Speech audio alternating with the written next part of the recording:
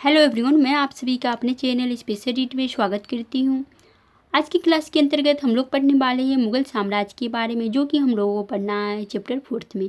तो हम लोग आज की क्लास को स्टार्ट करते हैं और पढ़ते हैं मुगल साम्राज्य के बारे में।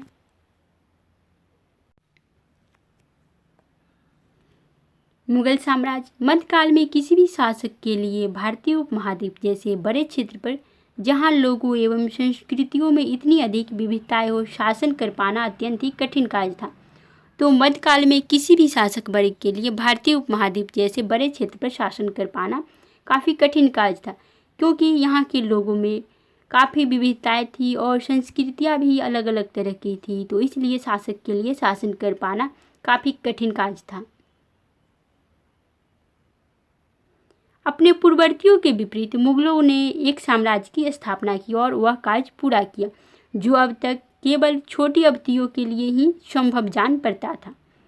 तो मुगलों ने अपने पूर्ववर्तियों के विपरीत एक साम्राज्य की स्थापना की। तो जब बाबर भारत में आया तो अपने पूर्ववर्तियों के विपरीत मुगलों ने एक साम्राज्य की स्थापना की बाबर में, और कार्य भी पूरा किया।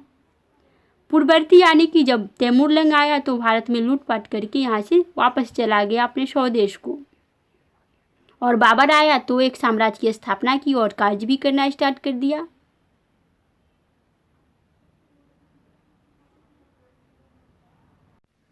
सोलहवीं सदी के उत्तरार्ध से इन्होंने यानी मुगलों ने दिल्ली और आगरा से अपने राज्य का विस्तार शुरू किया। तो 16वीं सदी के उत्तरार्ध से मुगलों ने दिल्ली और आगरा से अपने राज्य का विस्तार शुरू किया और 17वीं शताब्दी में लगभग संपूर्ण महाद्वीप पर अधिकार प्राप्त कर लिया, और 17वीं शताब्दी में संपूर्ण महाद्वीप पर अधिकार प्राप्त कर लिया। उन्होंने प्रशासन के ढांचे तथा शासन संबंधी जो विचार लागू किए, वे उनके राज्य के पतन के बाद भी टिके रहे। तो मुगलों ने प्रशासन के ढांचे तथा शासन संबंधी जो विचार लागू किए, वे जो है राज्य के पतन के बाद भी टिके रहे। यह एक ऐसी राजनैतिक धरोहर थी जिसके प्रभाव से उपमहाद्वीप में उनके पश्चात आने वाले शासक अपने को अछूता न रख सके। आज भारत के प्रधानमंत्री स्वतंत्रता दिवस पर मुगल शासकों के निवास स्थान दिल्ली लाल किले प्राचीर से राष्ट्र को संबोधित करते हैं। तो प्रधानमंत्री जो है स्वतंत्रता दिवस पर लाल किले से राष्ट्रध्वज को संबोधित करते हैं। तो वर्तमान में देखा जाए तो भारत के प्रधानमंत्री स्वतंत्रता दिवस पर मुगल शासकों के निवास स्थान यानी दिल्ली लाल किले की प्राचीर से राष्ट्र को संबोधित करते हैं। तो लाल किला जो है पहले यानी मध्यकाल में मुगल शासकों के निवास स्थान थे।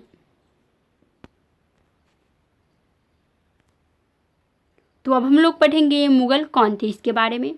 मुगल दो महान शासक वंशों के वंशज थे। तो मुगल जो थे दो महान शासक वंशों के वंशज थे। माता की ओर से वे मंगोल शासक चंगेज खान, जो चीन और मध्य एशिया के कुछ भागों पर राज करता था। तो मुगल जो थे माता की ओर से मंगोल शासक चंगेज खान, जो चीन और मध्य एशिया के कुछ भागों पर राज करता था, के उत्तराधिकारी थे। पिता की ओर से वे ईरान, इराक एवं वर्तमान तुर्की के शासक तैमूर, जिसकी मृत्यु 404 में हुई, के वंशज थे। तैमूरलंग की मृत्यु जो है 404 में हुई थी। तो पिता की ओर से तैमूरलंग और माता की ओर से मंगोल शासक चंगेज खान के वंशज माने जाते हैं मुगल। परंतु मुगल अपने को मुगल या मंगोल कहलवाना पसंद नहीं करते थे। ऐसा इसलिए था क्योंकि चंगेज खान से जुड़ी स्मृतियां सैकड़ों व्यक्तियों के नरसंहार से संबंधित थी। यही स्मृतियां मुगलों के प्रतियोगियों उज्बेकों से भी संबंधित थी।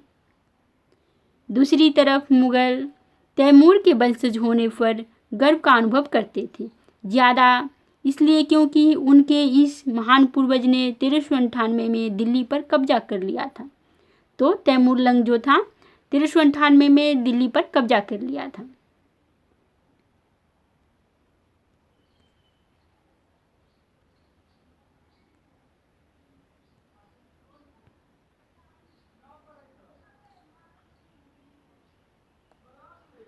तैमूर का पुत्र मीरन जो प्रथम मुगल सम्राट जो कि बाबर था, बाबर का लड़कर दादा था। तो मीरन जो था बाबर का लड़कर दादा था।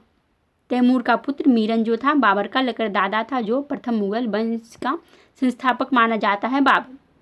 अबू संद बाबर के दादा हुए। तो अबू संद जो थे बाबर के दादा माने जाते हैं। और सुल्तान मोहम्मद मिर्ज़ा बाबर के परदादा, और सुल्तान मोहम्मद मिर्ज़ा जो है बाबर के परदादा, और उमर शेख बाबर के पिता थे। तो अब हम लोग आगे चलते हैं और पढ़ते हैं मुगल सैन्य अभियान के बारे में। प्रथम मुगल शासक बाबर ने 1526 से 1530 तक शासन किया था। जब 1494 में फरगना राज्य का उत्तराधिकार प्राप्त किया तो उसकी उम्र केवल 12 वर्ष की थी। तो 1494 में परगना का जब वह उत्तराधिकारी बना तो उसकी उम्र केवल 12 वर्ष की थी बाबर की। मंगोलों की दूसरी शाखा उज़्बेकों के आक्रमण के कारण उसे अपनी पैतृक गद्दी छोड़नी पड़ी। तो मंगोलों की दूसरी शाखा उज़्बेकों के आक्रमण के कारण बाबर को अपनी पैतृक गद्दी जो है छोड़नी पड़ी थी। अनेक वर्षों तक भटकने के बाद उसने 1504 में काबुल पर कब्जा कर लिया।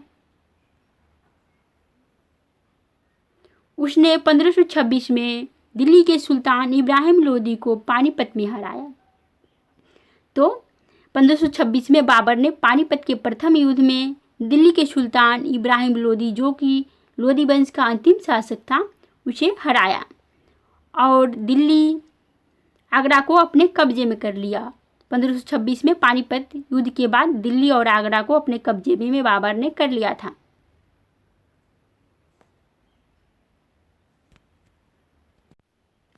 सोलहवीं शताब्दी के युद्धों में तोप और गोलीबारी का पहली बार इस्तेमाल हुआ। तो 16वीं शताब्दी के युद्धों में तोप और गोलीबारी का पहली बार इस्तेमाल हुआ। बाबर ने इसका पानीपत की पहली लड़ाई में प्रभावी ढंग से प्रयोग किया। तो तोपों का प्रथम बार प्रयोग जो है बाबर ने ही किया पानीपत के प्रथम युद्ध में। युद्ध में प्रयोग होने वाले बारूद की तकनीक भारत में 14वीं शताब्दी में लाई गई थी। युद्ध में प्रयोग होने वाले बारूद की तकनीक भारत में 14वीं शताब्दी में लाई गई। युद्ध में प्रयोग होने वाले बारूद की तकनीक भारत में 14वीं शताब्दी में लाई गई। तो युद्ध में प्रयोग होने वाले बारूद की तकनीक जो है भारत में 14वीं शताब्दी में लाई गई। अग्नेयास्त्रों के लिए इसका प्रयोग सबसे पहले जो है गुजरात, मालवा और दक्कन जैसे प्रदेशों में हुआ। तो बारूद का प्रयोग जो है प्रथम बार गुजरात, मालवा और दक्कन जैसे प्रदेशों में हुआ एवं आरंभिक 16वीं सदी में बाबर द्वारा इसका प्रयोग किया गया था। तो आरंभिक 16वीं सदी में बाबर द्वारा इसका प्रयोग किया गया था बारूद का, लेकिन तोप बाबर ने प्रथम बार भारत में लाया था और इसका प्रयोग पानीपत के प्रथम युद्ध में किया था।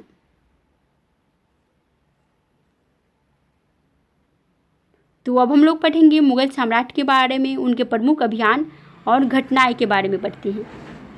बाबर उसने शासन किया था 1526 से 1530 में। 1526 में पानीपत के मैदान में इब्राहिम लोदी एवं उसके यानी बाबर अफगान समर्थकों को हराया। तो बाबर ने अफगान समर्थकों को हरा दिया पानीपत के प्रथम युद्ध में, पानीपत के मैदान में। पानीपत का प्रथम युद्ध जो है 1526 ईस्वी में हुआ था बाबर और इब्राहिम लोदी के बीच में। इसमें इब्राहिम लोदी हार गया और बाबर जो है जीत गया। 1527 में खानवा में राणा सांगा राजपूत राजा और उनके समर्थकों को हराया। तो खानवा का युद्ध जो है 1527 ईस्वी में हुआ था और यह हुआ था राणा सांगा और बाबर के बीच में। इसमें राणा सांगा हार गए और बाबर जो है जीत गया था। 1528 में चंदेरी में राजपूतों को हराया बाबर ने। तो चंदेरी का युद्ध 1528 में हुआ। अपनी मृत्यु से पहले दिल्ली और आगरा में मुगल नियंत्रण स्थापित किया और अपनी मृत्यु से पहले बाबर जो था दिल्ली और आगरा में मुगल नियंत्रण स्थापित किया। बाबर की मृत्यु 1530 में हो गई थी। उसके बाद उसका बेटा हुमायूं जो था वह शासक बना।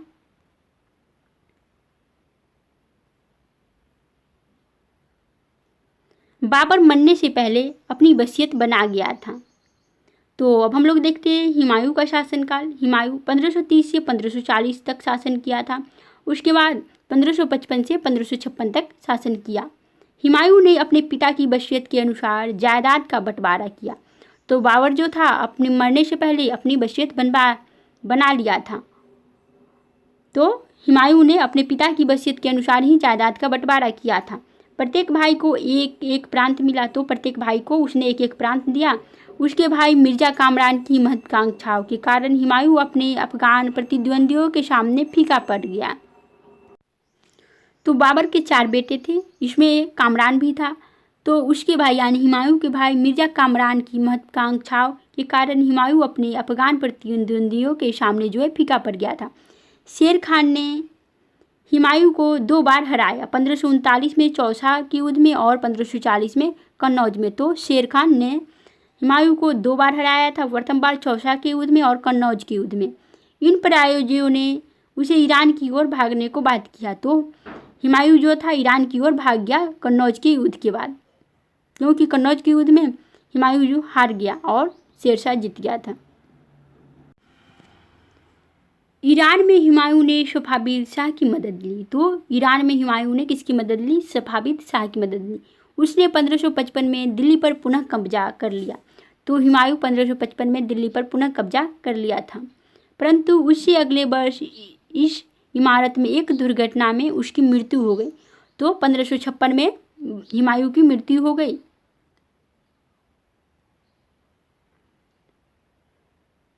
तो हुमायूं का पुत्र अकबर था, उसने हुमायूं की मृत्यु के बाद शासन किया। इसका शासनकाल था 1556 से 1605।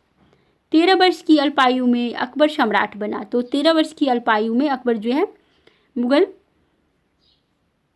मुगलों का शासक बना। उसके शासनकाल को 3 अवधियों में विभाजित किया जा सकता है। तो अकबर के शासनकाल को 3 अवधियों में विभाजित किया जा सकता है।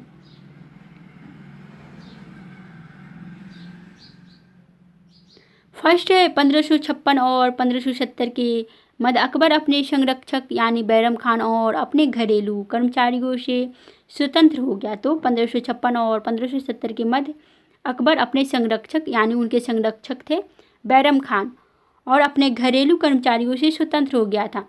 उसने सूरी और अनफगानों, निकटवर्ती राज्यों मालवा और गोंडवाना तथा अपने सौतेले भाई यानी मिर्जा हाकिम और उज्बेकों के विद्रोहों को दबाने के लिए सैन्य अभियान चलाया।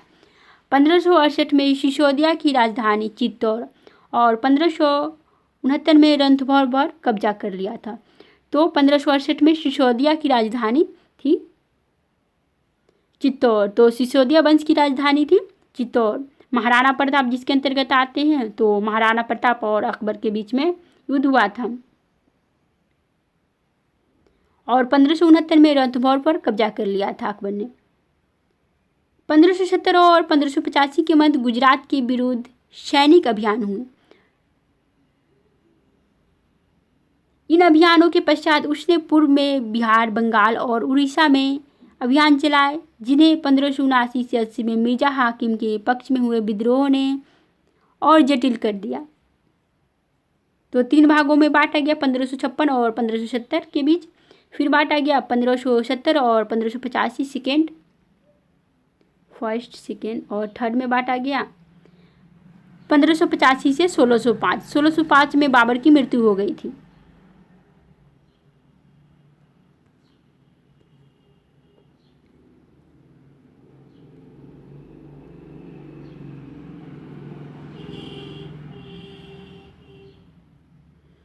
तो फर्स्ट में था बांटा गया 3 भागों में बांटा गया, जिसमें था 1556 में वह शासक बना था। 1556 से 1570 के बीच। उसके बाद सेकेंड बांटा गया 1570 से 1585। उसके बाद थर्ड में 1585 से 1605, क्योंकि 1605 में बाबर की मृत्यु हो जाती है। 1605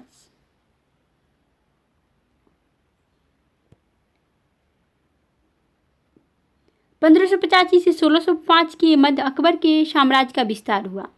तो 1585 से 1605 के मध्य के बीच जो है अकबर का साम्राज्य का विस्तार हुआ। उत्तर पश्चिम में अभियान चलाए गए।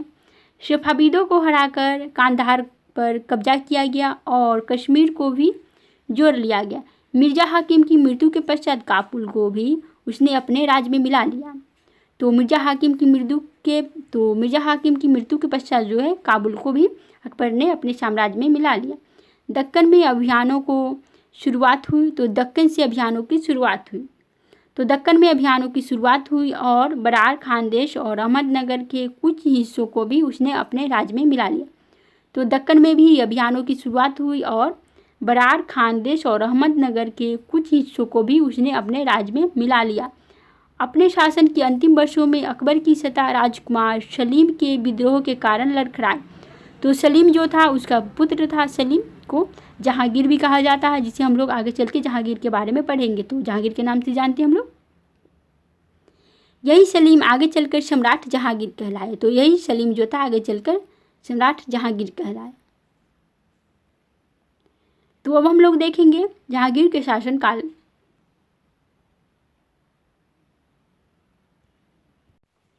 तो जहांगीर का शासनकाल था 1605 से 1627 ईस्वी तक। जहांगीर ने अकबर के सैन्य अभियानों को आगे बढ़ाया। मेवाड़ के सिसोदिया शासक अमर सिंह ने मुगलों की सेवा स्वीकार की। तो मेवाड़ के सिसोदिया शासक अमर सिंह ने मुगलों की सेवा स्वीकार की। इसके बाद सिखों, अहोमों और अहमदनगर के खिलाफ अभियान चलाए गए जो पूर्णतः सफल नहीं हुए। जहांगीर के शासन के अंतिम वर्षों में राजकुमार खुर्रम, जो बाद में सम्राट शाहजहां कहलाया, ने विद्रोह किया। तो जहांगीर के शासन के अंतिम वर्षों में राजकुमार खुर्रम जो था शाहजहां ने विद्रोह किया था। तो जहांगीर के शासन के अंतिम वर्षों में राजकुमार खुर्रम, जिसे हम लोग शाहजहां के नाम से जानते हैं, उसने विद्रोह किया था। जहांगीर की पत्नी नूरजहां ने शाहजहां को हाशिए पर धकेलने के प्रयास किए जो असफल रहे। तो जहांगीर की पत्नी जो थी नूरजहां, उसने शाहजहां यानी खुर्रम को हाशिए पर धकेलने के प्रयास किए जो कि असफल रहे। तो अब हम लोग पढ़ेंगे शाहजहां के शासनकाल के बारे में। इसका शासनकाल था 1627 से 1658 ईस्वी। दक्कन में शाहजहां के अभियान जारी रहे। अफगान अभिजात खान जहान लोदी ने विद्रोह किया और वह पराजित हुआ। तो दक्कन में शाहजहां के अभियान जारी रहे और अफगान अभिजात खान जहान लोदी ने विद्रोह किया और वह पराजित हुआ। अहमदनगर के विरुद्ध अभियान हुआ जिसमें बुंदेलों की हार हुई और ओरछा पर कब्जा कर लिया गया। उत्तर पश्चिम में बल्ख पर कब्जा करने के लिए उज़्बेकों के विरुद्ध अभियान हुआ जो असफल रहा। परिणाम स्वरूप कांधार सफ़ाविदों के हाथ में चला गया।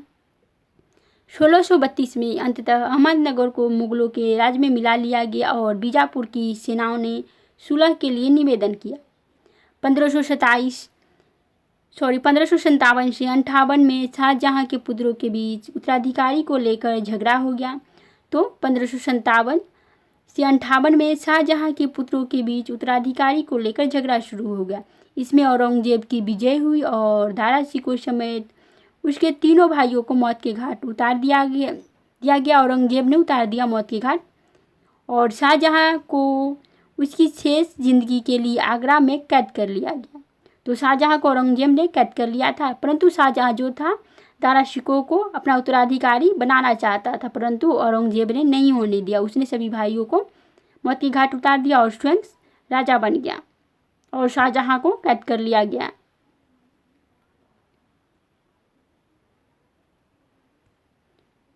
तो अब हम लोग पढ़ेंगे औरंगजेब के बारे में। औरंगजेब का शासनकाल था 1658 से 1707 ईस्वी। 1663 में उत्तर पूर्व में अहोम की पराजय हुई, परंतु उन्होंने 1680 में पुनः विद्रोह कर दिया। उत्तर पश्चिम में यूफीजई और सिखों के विरुद्ध अभियानों को अस्थायी सफलता मिली। मारवाड़ के राठा और राजपूतों ने मुगलों के खिलाफ विद्रोह किया। इसका कारण था उनकी आंतरिक राजनीति और उत्तराधिकारी के मसलों में मुगलों का हस्तक्षेप। मराठा सरदार शिवाजी के विरुद्ध मुगल अभियान प्रारंभ में सफल रहे। तो मराठा सरदार शिवाजी के विरुद्ध मुगल अभियान प्रारंभ में जो है सफल रहे, परंतु औरंगजेब ने शिवाजी का अपमान किया और शिवाजी आगरा स्थित मुगल कैद खाने से भाग गए। और औरंगजेब ने शिवाजी का अपमान किया था और शिवाजी आगरा स्थित मुगल कैद खाने से भाग गए। औरंगजेब ने शिवाजी को कैद कर लिया था, वहाँ से शिवाजी फरार हो गए। उन्होंने अपने को स्वतंत्र शासक घोषित करने के पश्चात मुगलों के विरुद्ध पुनः अभियान चलाया। तो शिवाजी जो थे स्वतंत्र होने के बाद पुनः मुगलों के विरुद्ध अभियान चलाया। राजकुमार अकबर ने औरंगजेब के विरुद्ध विद्रोह किया। तो अकबर जो था औरंगजेब का पुत्र था, जिसमें उसे मराठों और दक्कन की सल्तनत का सहयोग मिला। अंततः वह सफ़ाविद ईरान भाग गया।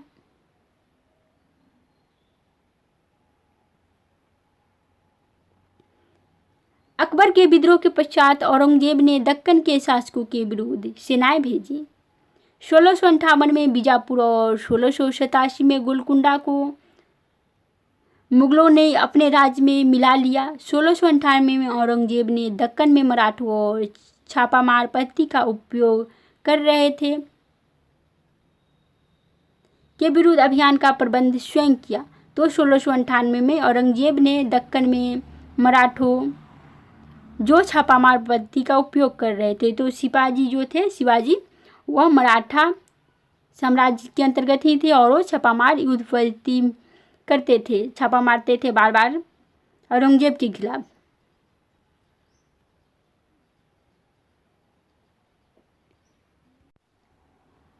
तो छापामार युद्ध मतलब जैसे एकाएक कोई राजा किसी राजा पर अटैक कर दिया बिना सूचना के, डायरेक्ट किसी राजा पर वह अटैक कर देते थे, छिपके रहते थे कहीं पे और जागते थे और एकाएक अटैक कर देते थे दूसरे साम्राज्य पे।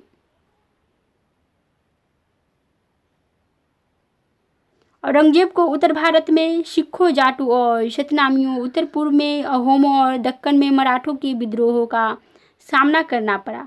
उसकी मृत्यु के पश्चात उत्तराधिकारी के लिए युद्ध शुरू हो गया। औरंगजेब को उत्तर भारत में सिखों, जाटों और सतनामियों, उत्तर पूर्व में अहोमों और दक्कन में मराठों के विद्रोहों का सामना करना पड़ा। तो औरंगजेब को उत्तर भारत में जो है सिखों, जाटों और सतनामियों का सामना करना पड़ा। वहीं पे उत्तर पूर्व में अहोमों और दक्कन में मराठों के विद्रोह का सामना करना पड़ा। तो उत्तर भारत में सिखों, जाटों और सतनामियों और उत्तर पूर्व में अहोमों को युद्धों का सामना करना पड़ा और दक्कन में जो है मराठा साम्राज्य का सामना करना पड़ा, क्योंकि मराठा जो है छापामार युद्ध पद्धति अपनाए हुए थे और बार बार वह अटैक कर देते थे, साम्राज्य पर आक्रमण कर देते थे।